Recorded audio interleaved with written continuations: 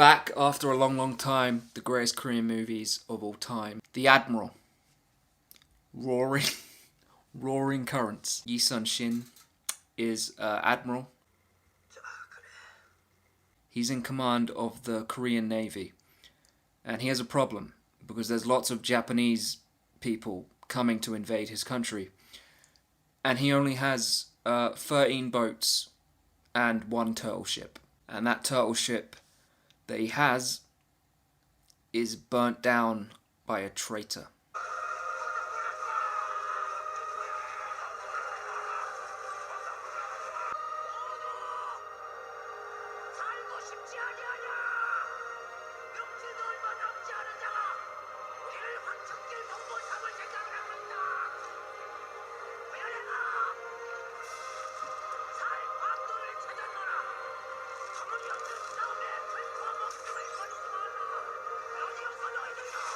Everyone's scared about doing this. They don't want to do it. They're all full of fear. They're like, we can't defeat 300 Japanese ships with 13 ships. Yi Sun-shin, he doesn't care. He knows what he's doing. He gets everyone together, all of his sailors together, and he burns their houses down. And he says, we're doing this now. Everyone stop complaining.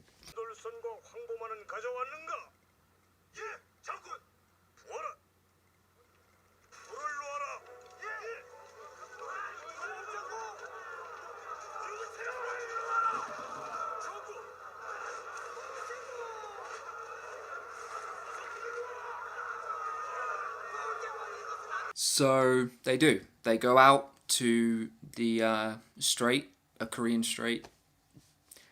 Don't know the exact name of that strait right now. I did, because I watched the film, but can't remember it. But they go out where they're going to have this naval battle with the Japanese. And they have that battle. The Koreans completely and utterly destroy the Japanese Navy with ease.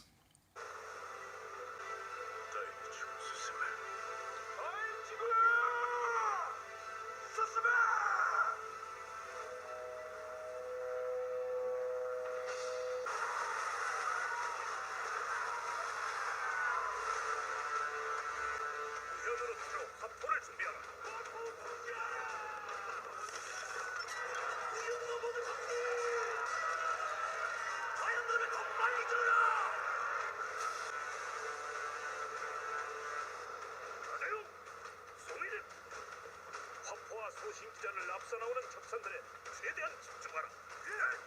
모든 화포들 앞서 나온 적선들에 집중적으로 조절! 소신기자를 준비하라! 조준!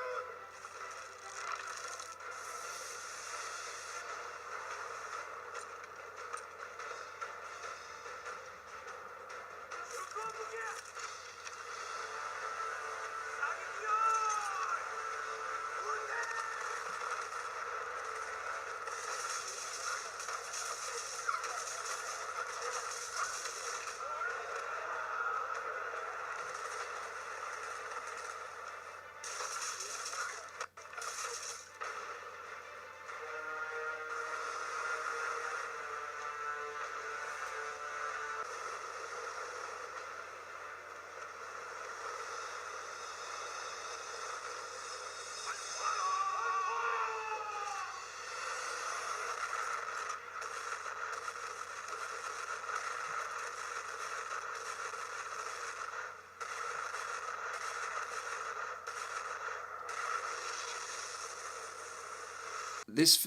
The actual naval battle it's like an hour long. It's an hour long naval battle. That sounds like it's just going to be like action and cannons and bombs and bullets and stuff, but it's not. The story that's told through the naval battle is a real story. It's got a beginning, a middle, and an end, and then all the cannons and the smashing into each other with the ships.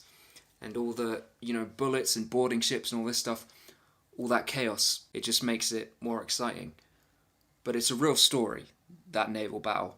And it's the main part of the film.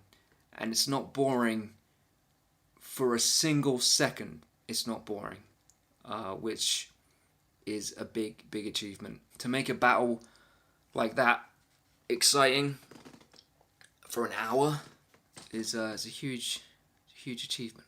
And it's definitely like the greatest military battle that I've ever seen on film.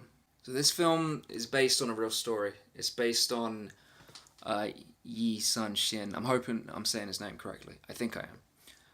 Yeah, he was a real human being, and he's considered one of the greatest naval geniuses of all time, despite never actually being trained in the naval ways, in the naval warfare. Yeah, he never lost. He never lost a single battle at sea. I mean, he died at sea, got shot randomly after a long career, but he never actually lost a single battle. He just loved beating the Japanese. He beat the Japanese a lot every time. All of his battles were against the Japanese, and he just loved to beat them, and he did. It's really interesting, and I'm glad they made this film, and I'm glad that it was like such a success because it made like a lot of money. It was, I think, the highest grossing Korean film of all time at some point. I probably wouldn't have known of the individual who was a naval genius if it wasn't for this film, or at least for a lot longer. You have to really kind of go into the kind of bowels of the internet to find people like this, historical figures from other countries, that aren't kind of in your own country or in the West.